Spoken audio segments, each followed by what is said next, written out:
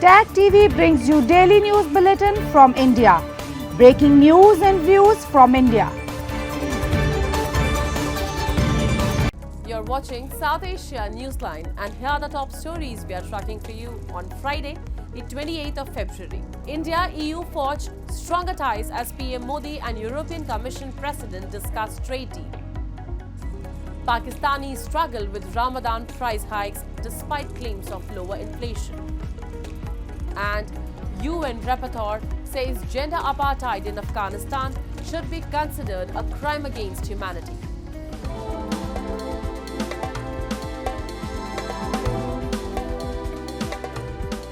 And now for all the details. Indian Prime Minister Narendra Modi on Friday held delegation-level talks with European Commission President Ursula von der Leyen and reaffirmed India's commitment to deepening its strategic and economic partnership with the European Union. The high-level meeting, which comes amid rising geopolitical tensions, underscores India's growing influence on the global stage and its role as a key economic powerhouse. Indian Prime Minister Narendra Modi and European Commission President Ursula von der Leyen reaffirmed the deepening strategic partnership between India and the European Union during bilateral talks on Friday.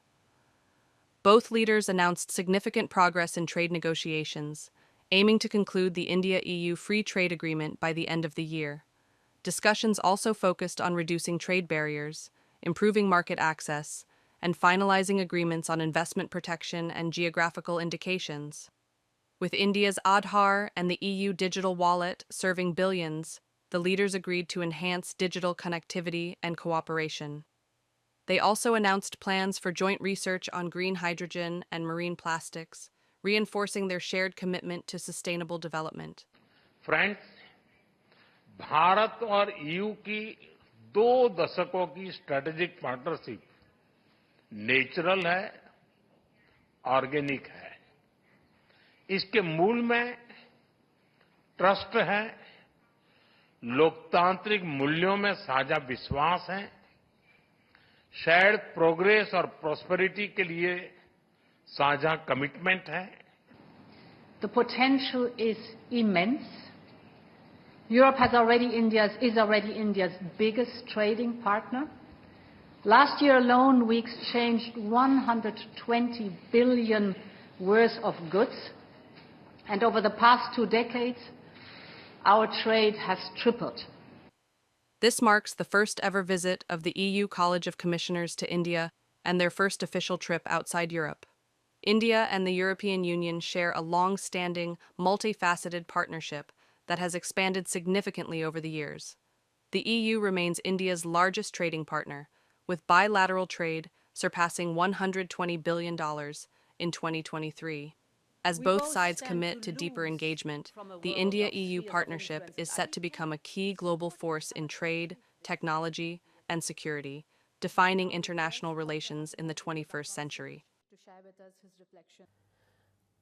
Meanwhile, India on Thursday reiterated its demands for urgent reforms in the United Nations Security Council, calling out the opacity in its decision-making process, particularly in listing rejections, which it terms as disguised veto.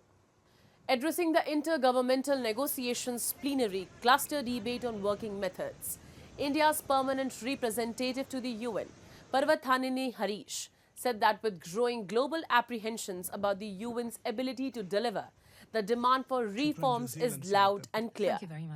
Highlighting the Council's outdated framework, he pointed out that UNSC remains trapped in an architecture that has remained unchanged for 8 decades. Speaking on the secrecy surrounding the Council's decisions, the Indian ambassador noted that while public disclosures are made for approved listings, details of rejections or cases placed under technical hold remain restricted to a select few, effectively functioning as an opaque veto mechanism. Calling this a disguised veto, he emphasized that such practices undermine the credibility of the Council's decisions. India has repeatedly called for comprehensive reforms in the functioning of the United Nations and the Security Council, stressing that the outdated structures and opaque decision-making processes hinder the UN's ability to fulfill its core mandate. With growing global challenges, India has emphasized that discussions alone are not enough. Concrete action is needed to ensure that the UNSC reflects contemporary geopolitical realities and remains effective in maintaining international peace and security. Decisions on listing are made public. Details pertaining to rejection or putting on technical hold of listing requests are the exclusive preserve of a select few. This is indeed a disguised veto. Moving on. Despite government claims of economic recovery, Pakistan's markets tells a different story, with shoppers struggling against persistent inflation ahead of Ramadan. A report. Despite government claims of economic recovery, Pakistanis continue to struggle with skyrocketing prices and stagnant wages, exposing the country's fragile economic state. As the holy month of Ramadan approaches, citizens are voicing their frustration over persistent inflation, proving that Islamabad's so-called stabilization efforts under the International Monetary Fund bailout have done little to ease daily hardships. While the Pakistani Finance Ministry boasts of a decline in consumer price inflation from 24% last year to 2.4% this January, the reality on the ground tells a different story. Essential food items remain out of reach for the common citizen, as both traders and consumers confirm that price manipulation is rampant. Adding to the crisis, traders anticipate further price hikes during Ramadan, a pattern that has become all too familiar in Pakistan's poorly regulated markets. पिछले साल थोड़ा सा कारोबार में थोड़ी सी वो थी, अब ये कि थोड़ा सा कारोबार सेट हुआ है। महंगाई तो अपनी जगह पे, अब लोग ही अब पिछले साल सैलरियाँ क्या थी और अब सैलरी क्या है, तो उसमें अगर शरह निकाली जाए तो एक ही तकरीबन फर्क है कि महंगाई का शरह वहीं की वहीं है। देखें ना, अगर ये चीज़ सस्ती हो गई, उधर मुर्गी को महंगा कर दिया, 700 रुपये पे ले गए, अंडे 250 240 चल रहे थे, अब 300 पे आ गए। रमज़ान आ गया ना असल में, तो रमज़ान की वजह से सारी चीज़ें महंगी हो जाती हैं। With an IMF review mission set to arrive in Islamabad, Pakistan's rulers will likely tout their latest financial maneuvers as signs of progress. But for the ordinary Pakistani, the reality is clear. Economic mismanagement, political instability, and an over-reliance on foreign bailouts have left the country unable to provide even the most basic financial relief to its citizens. As Ramadan begins, the failure of Pakistan's economic policies is once again on full display, reinforcing the grim truth that for millions, survival remains a daily struggle. The UN Special Rapporteur on Afghanistan, Richard Bennett, has called for the recognition of gender apartheid in Afghanistan as a crime against humanity. His remarks were made during the 58th session of the UN Human Rights Council in Geneva, where he presented his 20-page report on the country. Bennett emphasized that the situation in Afghanistan, particularly for women, has deteriorated significantly since the Taliban regained power. He stressed the urgency of addressing the systematic oppression of women under the current regime within the framework of international law. The report highlights that since the Taliban's return to power, human rights violations in Afghanistan have worsened, with the systematic suppression of women becoming more severe. Bennett warned that the Taliban's discriminatory policies against women are becoming more entrenched, with restrictive laws such as the promotion of virtue and prevention of vice reinforcing these measures. The situation in Afghanistan remains dire, with women and girls bearing the brunt of the Taliban's oppressive policies. As Richard Bennett pointed out, the international community must act quickly and decisively to reverse these injustices and push for greater protection and rights for Afghan women.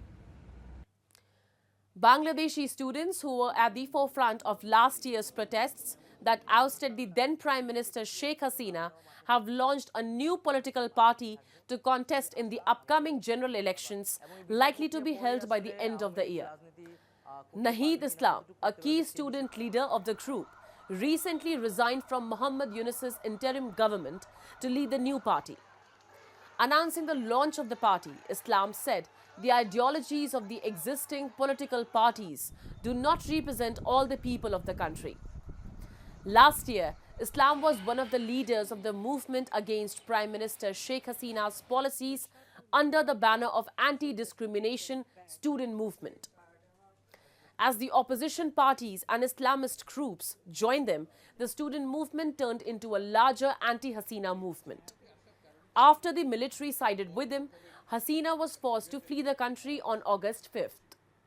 Days later, the military and protesting groups propped up Muhammad Yunus as the unelected leader of Bangladesh. Sri Lankan President Anurakkumara Dissanayake met with Japanese Ambassador Akio Isomata and announced that Japan will invest in Sri Lanka's digital transformation and port development. During the meeting, the Japanese diplomat stated that the efforts have been made to include Sri Lanka in the Security Cooperation Assistance Program recently launched by the government of Japan, the communication division of the presidency confirmed. Isomata further reaffirmed his country's commitment to support Sri Lanka's digital transformation program and highlighted Tokyo's intention to invest in port and aviation-related projects and digitalization initiatives. The island nation's economy crumbled under a severe foreign exchange crisis in 2022, but has recovered faster than expected after Colombo secured a $2.9 billion International Monetary Fund bailout program in March 2023 and completed a $20 billion debt restructuring in December. India's Uttarakhand state is rapidly advancing in development with key initiatives in transportation, infrastructure and urban growth. The Char Dham rail project, aimed at connecting sacred shrines, promises to enhance connectivity, reduce travel times and boost the region's economy while preserving its natural beauty. Take a look. Indian state Uttarakhand, where the Himalayas stand tall, sacred rivers whisper legends, and faith weaves a divine tapestry, rightfully called Dev Bhumi, the land of the gods. However, this land is now recognized not only for its breathtaking natural beauty, but also for its rapidly advancing development initiatives.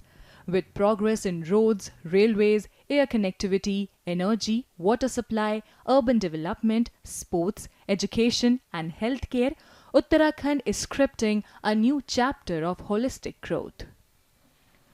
To improve connectivity, the Uttarakhand government has launched several initiatives in the transportation sector. With support from the central government, the state has linked remote areas to major roads under the Pradhan Mantri Gram Sadak Yojana.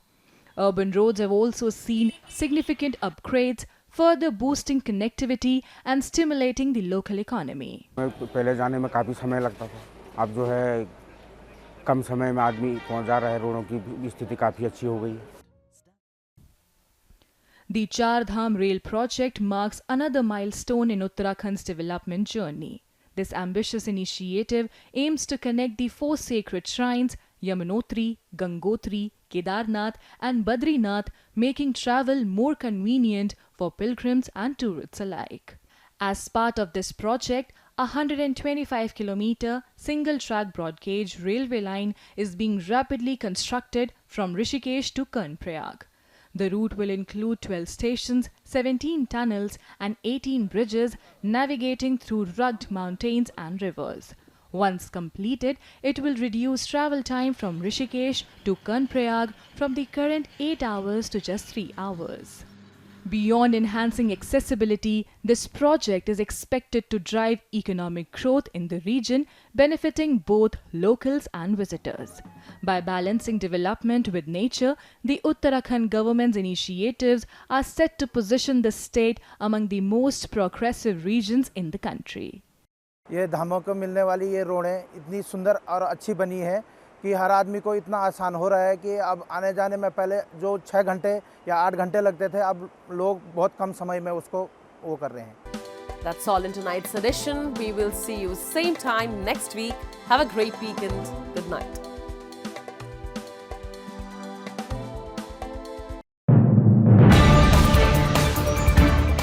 Tag TV brings you daily news bulletin from India.